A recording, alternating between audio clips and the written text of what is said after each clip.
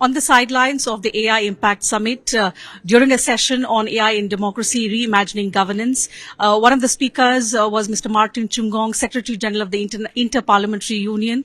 We managed to catch up with him. We'll try and understand from him how important is AI, inclusive AI, something that India has shifted focus to. We'll get his perspective on how this focus will now translate into significant outcomes. Mr. Chungong, thank you for speaking with Sansad TV. Welcome to the program.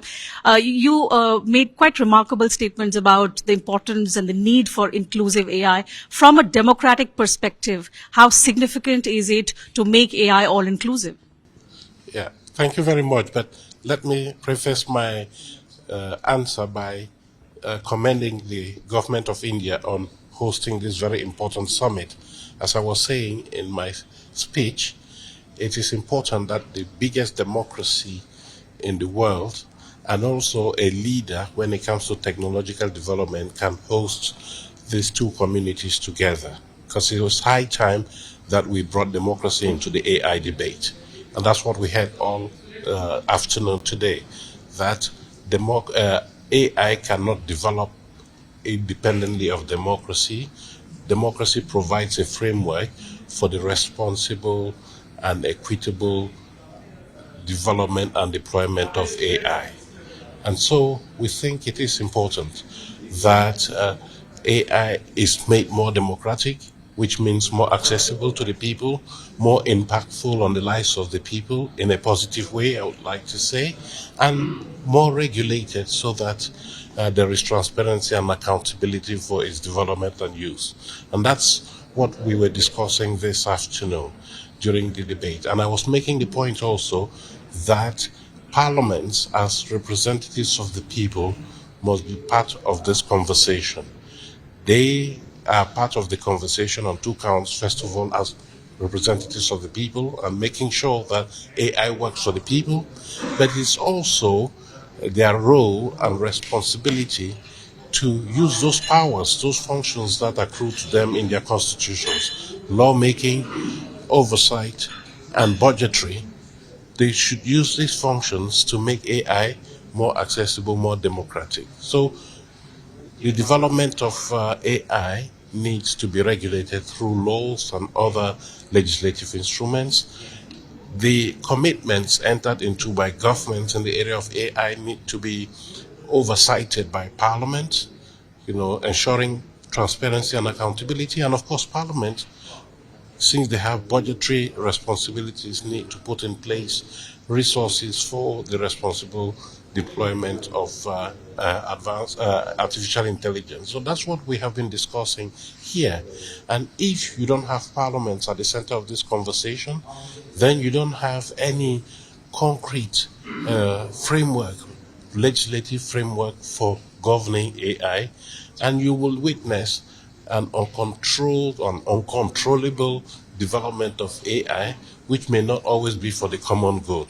And parliaments would be failing in their responsibility if they did not contribute to the effort to regulate this. And of course, we've made the point about the failing trust or the declining trust in democratic institutions, including parliaments. It's important that parliaments reclaim this role of being the legitimate representatives of the people, and AI offers that opportunity. But for them to achieve that, they themselves must be able, and they should develop their capacity to embrace AI and make their business processes, their laws and other mechanisms in parliament more effective and efficient, including equitable. And so I think it's a two-way street. Parliament as a consumer of AI and Parliament as a regulator of AI. That is what I think came out of the discussions today. At least that's what came out of my statement today. And I think we had a framework for going forward now to continue to mobilize the parliamentary community. The Inter-Parliamentary Union, as the global institution of parliaments, will take this message back to its member parliaments and encourage them to be more forthcoming in the global conversation about making AI more democratic, more accessible, more equitable for everyone, and more impactful. That's right. That's the focus that India has tried to bring on through this summit. Our Prime Minister keeps reiterating that AI should stand not just for artificial intelligence, but for all inclusive. This is the first global gathering of this scale on artificial intelligence taking place in the global south. Yes. How important was it to give a voice to countries, to a region that had been underrepresented for so long, but bore the brunt, bore the impact of any kind of technological advancement?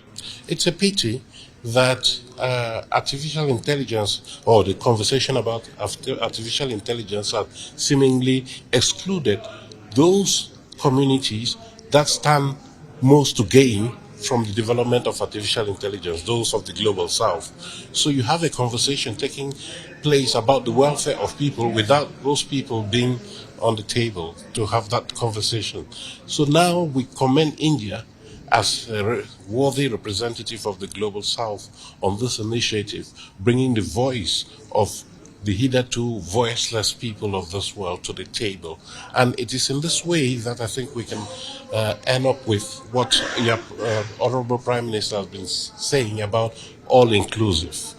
Not only artificial intelligence. So if you have everybody on the table, then outcomes can only be more legitimate. And so, yes, it's a good thing that we're having that conversation in the global south, because then those in the global south become more aware of the impact of this new technology, which is fraught with a lot of doubts and fears, whereas we should be regulating it, putting in place a framework and guidelines for making sure that it is most beneficial to society as a whole. And I go back to Parliament and I say it has the potential to make parliaments more representative, more legitimate in the eyes of the public, while also improving upon their own business processes. One last question, sir. Since the thrust has not just been on inclusive AI, significant attention has also been given to responsible and ethical use of AI and trying to make a safe and trusted AI ecosystem.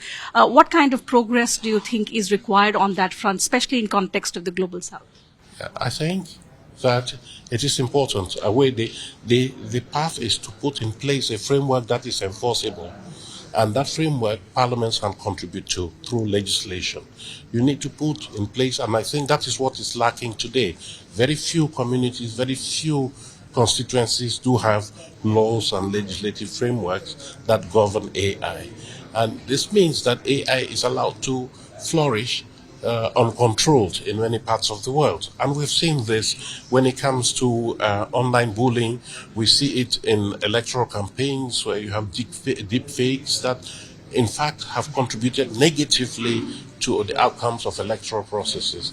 And so we think that the name of the game is putting in place a regulatory framework. I mean, in the positive sense, not restricting AI, but putting in place a framework that will allow it to operate in a streamlined fashion for the benefit of all.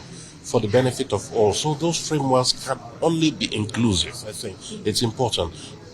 Those frameworks will stress the importance of access, the importance of equity, defense of human rights, and of course, we want to make sure that AI doesn't flourish to the detriment of democracy, because then it would not be accountable to anyone, and we want accountability. So I think yes. That's right. Let's see how it's taken forward from here. Deliberations and sessions have happened. Now we wait for tangible outcomes. Thank you, Mr. Secretary General, for speaking to Sansad TV, taking out time and speaking to us about this very important conversation. Thank you so much. Thank you. Thank you, viewers. That's it from us on this telecast.